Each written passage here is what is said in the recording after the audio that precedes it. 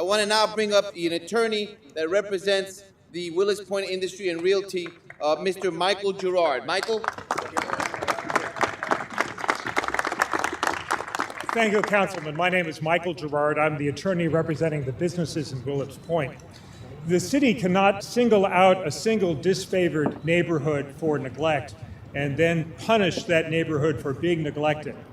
The law does not allow the city to systematically deprive a disfavored neighborhood of sewers, of street maintenance, of other essential services, and then say that because of this city-caused neglect, the neighborhood is blighted, and then seize it at bargain basement prices under eminent domain. We have today filed a lawsuit in the United States District Court for the Eastern District of New York and Brooklyn.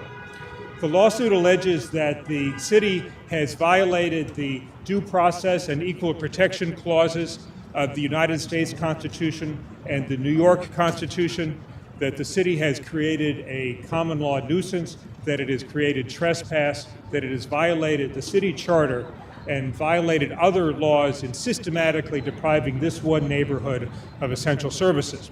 We are asking the court to issue an order directing the city to provide the essential services that every other neighborhood in the city receives. And we are also asking the court to award money damages to the businesses and property owners to reflect the loss in value as a result of this neglect. The lawsuit was filed 10 minutes ago. We are going to take it all the way to the end. It's an unusual lawsuit because it is so rare that a city is so completely deprived of city services, but we will take this all the way to the U.S. Supreme Court if necessary. I've had property at Willets Point since 1986, and by my estimation, I've paid over $1 million in real estate taxes for absolutely no services. I've had people drive to me to get work, and the employment agency calls back and says they just drove, and they say, I could never work there. But forget that for a second. There's 1,500 to 1,700 people working there, and there are no sewers. The bathrooms are manufactured. It's horrible. There is no other area in the city of New York that any community would live like that. And I think the city for the last 40 years has purposely denied us all that infrastructure and all those services that every part of the city enjoys. And I have to tell you, I have an emotional interest in this. And my interest is my legacy to my family. If it's $10 or $10 million, I want to leave something to my family and my grandchildren. I don't want General George Custer with a judge coming in and saying, you're out, you're off your land. And personally, I won't let that happen. I'm not going to leave there so fast. This fight starts here today, and we're going to take it as far as it goes. And I'll tell you one more thing. If the marshals come to take me off my property, they're going to have to put handcuffs on me. And then you'll be having a press conference. Thank you. Thank you very much.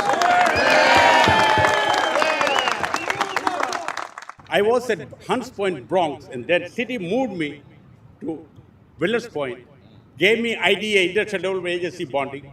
They wanted me to add 20 jobs. I added 50 jobs. We do not have any infrastructure, and I can assure you, we are not an eyesore. We go to inspection of New York City, we go to inspection of New York State, and we go to inspection of the federal government. We pass with flying colors. We don't have a problem. Now, this is my American dream, and I'm very happy that it is coming true. I have employed almost 100 people in Willets Point, and nationwide, I employ over 230 people. And we supply goods from our warehouse to all over the world, to South America, to Jamaica, to Canada, and to Colombia. Like everybody else behind me, I have 100 employees in my warehouse.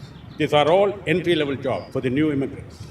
And believe me as I tell you, most of the people cannot move anywhere and cannot work anywhere else because they cannot speak any other language except some of the Indian language or Indian Pakistani language. And even today, we are a major importer. A lot of people from overseas come to our warehouse and then they go away. They come late. I say, where were you? I said, we came around, but we didn't think that you will be in this dump here. They say, why is things like this happening in New York City? And now the city says, we want that land for ourselves. I think that what we can do clearly is provide the infrastructure and do some development. The folks that you see standing here today have always wanted to be part of any new redevelopment because they would like to have a road and a sidewalk, they'd like to have a sewer system, and they'd like to have basic essential services. So there's no reason for me or my colleagues to believe that if there is a redevelopment, that the very same people who are there today can't be part of that new redevelopment. I have petitioned the city to get sewers and roads to do the very thing that you just asked. In 1991, there was a study that said, commissioned by the borough president of Queens, to give us the roads and the sewers and the area will redevelop itself. I have 59,000 square feet, and because of Trump and this Urbitron report and various people saying, no, we want that for, I have never been able to build a building. I have been denied. I wanted to rent a tower to Verizon. I was denied because there was no sewers and the ground conditions were so bad.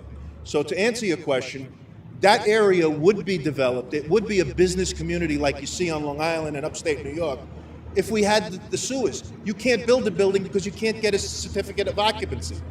Where are you going to put these folks? You know, space has become very, very limited in the city of New York, especially the type of zoning that they need to operate their businesses. Where are we going to put them? And this has been a question that I have asked, and I know my other colleagues have. If you want to do this project, let's say, for instance, we are in agreement with all the other points. Where do they wind up going? I mean, you can't just cast them off into oblivion because we want to do a $4 billion project. The question really to us is not, can it be done by 2009, but can it be done right? And as of right now, we're saying it's not been done right. And we got to go back to the drawing board and treat these folks fairly, like anyone should be in America. Thank you very much. Thank you.